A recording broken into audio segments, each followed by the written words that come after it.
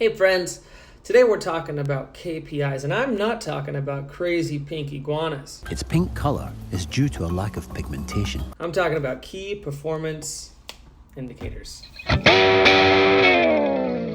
your KPIs are kind of like your recruiter fingerprint.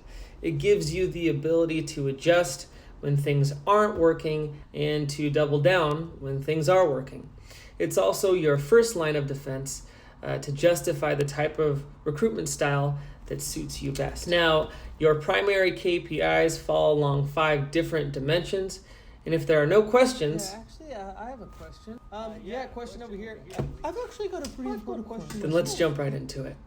As a recruiter, the first metric you want to be concerned with is your initial outreach volume. When you hear that recruitment is a numbers game, this is often what is being referred to. The more people that you reach out to, the more people you're likely to hear back from. Now, in the biz, in the industry, people that keep their reach outs very high are known as high volume recruiters.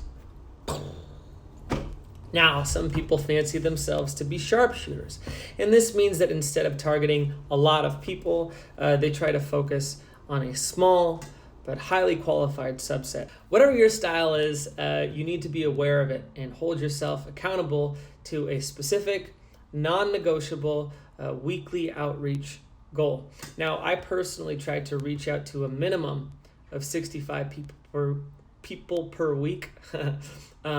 And this breaks down to roughly 13 people per day for all you math whizzes out there. Now, the next KPI that you should concern yourself with is your number of pre-screens.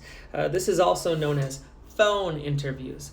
This is where you, the recruiter, are trying to decide whether or not you're going to proceed forward with this candidate. Thanks a lot, Joaquin Phoenix. I put a link in the description to another video that I did a month or two back on how to perform the best possible recruiter phone screen, but let me just kind of give you the general gist of it here. There's 2 main parts to a recruitment phone screen.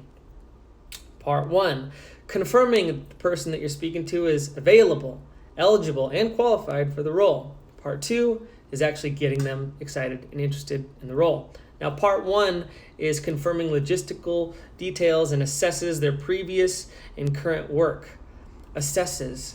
That has 5 S's in it. Part 2 is all about answering the candidate's questions and painting an alluring picture of the company and the role. And this is obviously to get them to accept an offer if offered. Now, typically a recruiter shoots from anywhere from 12 to 20 pre-screens depending on the role and the style of recruitment.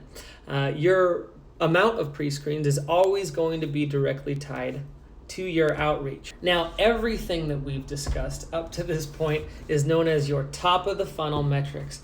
We will now move into your mid-funnel metrics. Now, your first mid-funnel metric is your conversion rate from pre-screens to technical screens. Essentially, how many candidates that you talk to are actually moving forward in the process. Now, ideally, you want about 50% or more to be moving forward. And if for some reason that number is lower, it probably speaks to a calibration error, which could stem from anything from misaligned job descriptions to just blatantly off-target sourcing. Now, the second part of your funnel is your conversion rate from a technical screen to an on-site.